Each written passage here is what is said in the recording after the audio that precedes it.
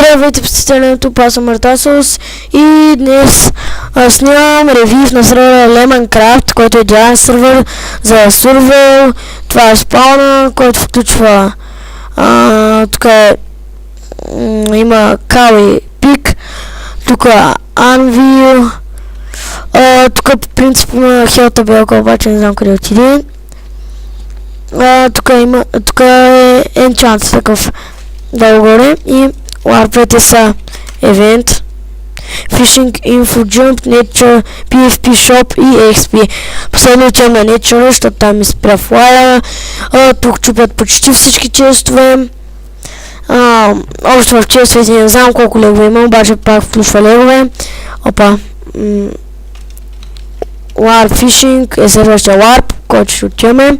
Там има Free Fishing Rod, т.е. въдици. Намира се в океана. Другият Warp е Warp Info, докато чакам и ще покажа Fishing Rod.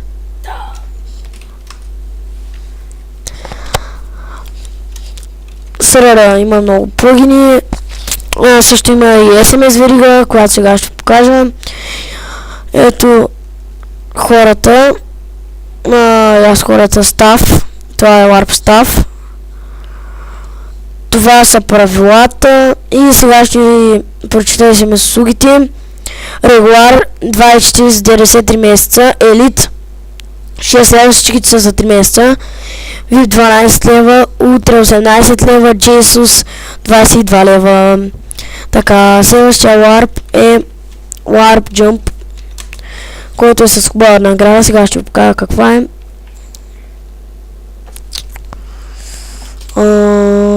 Къде беше то? Къде беше то? Не. Аха. Стълбата, която води догоре. После пак има. И ето е наградата. Добре, следващия Warp. Warp PFP, който се намира на спауна. Няма много смисъл да отивам, обаче отивам. Те и същия, ето го, чайца, има PFP тупка.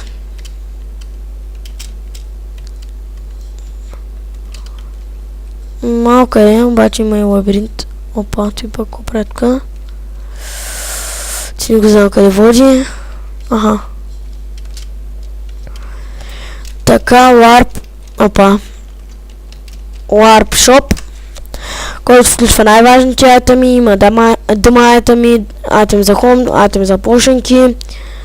И там, ето ги айтеми за хом. Това са броня инструменти, такива неща. Това са дърво, стъкло, камъни. Тук са за пошенките. Следващия Warp е XP. И след него е последния Warp Nature. Ето го XP-то. Направим почти цял Diamond блок. Има яки пускат се скелетън и зомби. И следващия Warp е Nature.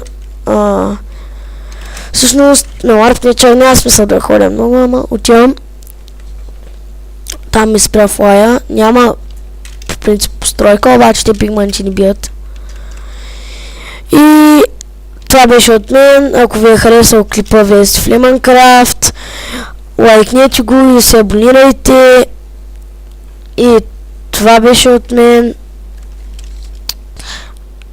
Здравейте в YouTube, ти си Марта.